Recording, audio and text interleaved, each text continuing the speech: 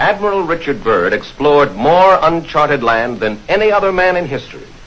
He was a man of action, but he was a man of thought as well, an explorer and a scientist, an adventurer and a philosopher, a complete man, one of the men in history who had to lead the way.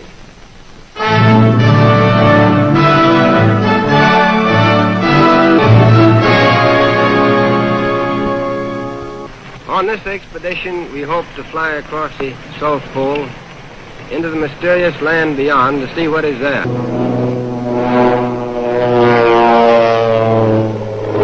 To the cameramen who made this picture, I want to give full credit. They did not hesitate to risk their lives at their job. Now, the North Pole is the center of a deep ocean, whereas the South Pole is a high plateau which averages 7,000 or 8,000 feet in altitude. There is no life whatever beyond the edge of the world. There are no Eskimo. It is too cold for human beings to live there permanently. When we left on this expedition, we were, to put it very mildly, extremely anxious to find out if it existed. Would we be able to find it? And that was the great question. We left on this expedition from the Navy Yard at Boston. Here is our supply ship, the Rupert, just a big unprotected iron ship of 8,000 tons. And here is our icebreaker, the Bear, which we took as a protection for the personnel of the Rupert, and also to use exploring in dangerous ice areas. We took with us this time 150 Eskimo dogs, and more than 14,000 different kinds of items for 2 years away from civilization, where there were no supply depots around the corner. Day followed day, week followed week, as we penetrated the great Pacific. We headed straight south, and here we have an ordinary unprotected iron ship, sailing in seas no ship had ever been in before since the world began. It wasn't that we were any better than our predecessors. We simply had a more open ice here. We bucked the ice till we were finally stopped by an impossible pack. Impossible, at least, for the Rupert. But we wanted to see what was beyond the horizon. That's what we came for. And for that purpose, we had another string to our bow, aviation. We retreated a few miles and managed to find an open lake in the ice field. So we proceeded to put the plane overboard. We had to execute this maneuver as rapidly as possible, because we knew that under the influence of the wind and the tide, the fields would soon close in around the ship again. In fact, the ice is already beginning to close in. Our plan was to go south with our steamer until we were stopped by ice, and to take up the attack on the unknown with aviation. And now at last we're going to find out what was in the southern part of this mysterious part of the world. For after battling the bad weather, here we are 240 miles within it.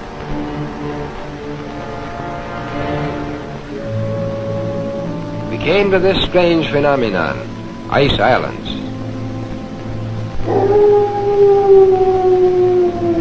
This was a strange and weird sea. Steaming through these ice islands was an eerie sensation. Here was the twilight of the gods, and we were curious to know what these somber giants were guarding.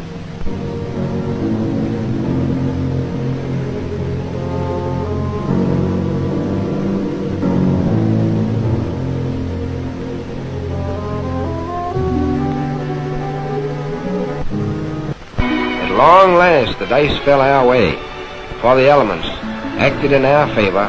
The wind and the tide, which had closed the ice in around us, finally opened the pack so that we could break our way into more open sea.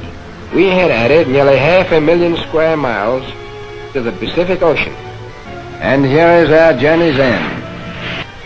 At length we sighted that great natural phenomenon, the ice barrier.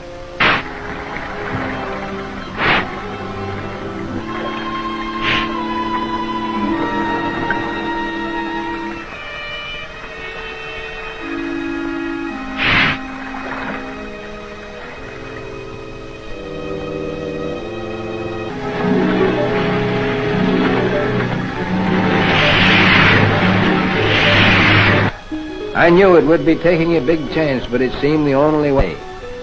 As we started alongside the barrier with our ships, suddenly the edge...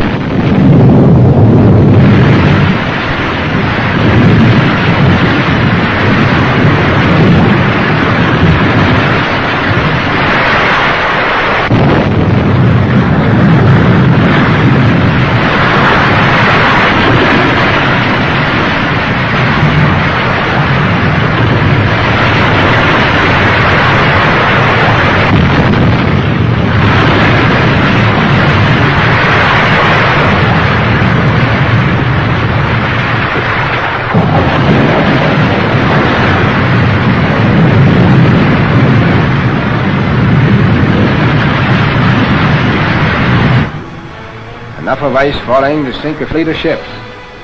It seemed like a warning from Providence not to go alongside the barrier. We therefore had to unload from the bay ice. We had to put our tractors overboard with the engines running to safeguard the lives of the drivers as the ice was constantly breaking off. We had to get the tractors quickly away from the edge of the crumbling ice. We came within an ace of losing overboard our principal plane of exploration, the William Hawley. It was a critical moment. At times, as the ice broke, the men or supplies would fall into the water. We kept a man on watch with a life preserver on line as a safeguard for the men working on the edge of the ice. We were working against time to finish unloading before the fall freeze-up, when the ships would have to return to civilization. You can see what a tough job we had to transport 400 tons of material through this area. The bay ice was constantly shifting and cracking, and pressure ridges were being formed as we worked by the irresistible force of the slowly moving ice cap. I have never seen men work so hard. We call this period the White Nightmare, and a nightmare it was. The hardest work of all was this man-hauling of sleds, which we had to do in order to get unloaded in time. Eskimo Huskies, still the backbone of polar exploration. They can go where no tractor could ever go. You can't do without them. The Rupert must go back to civilization because the bay would soon freeze and she couldn't stand the ice. Now the only person out of 150 men to get sick and who would have to go back on the Rupert was the doctor. At very great risk, I had to dispatch the bear northward to get another doctor. Suddenly, without warning, a storm hit us before we could get all of our food and other vital supplies stored away. And all hands had to work frantically throughout the storm to prevent the loss of food boxes under deep snowdrifts. The storm lasted for many hours.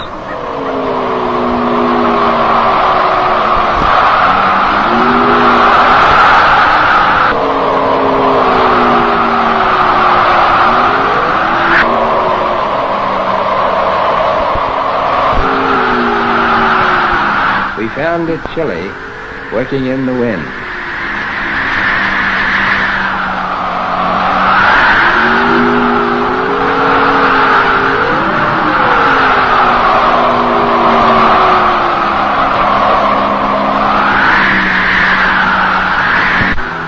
And when it was over, there was a bit of digging to do.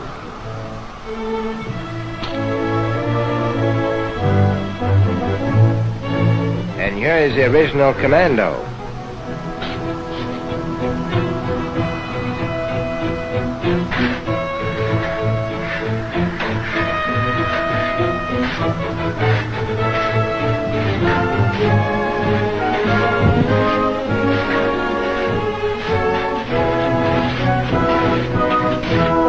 The honor of leading this expedition belongs to Admiral Richard Byrd.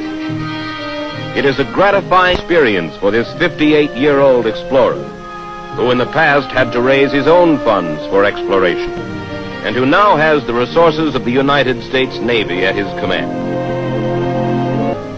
In 1955, 2 years before his death, Admiral Richard Byrd departs on his 5th and last expedition But it's not simply an unknown continent or a distant ocean that lures adventurers like Richard Byrd. As he put it, here is a door ajar through which one may escape from the noise and chaos of civilization into the solace and harmony of the cosmos, and for a moment be part of it.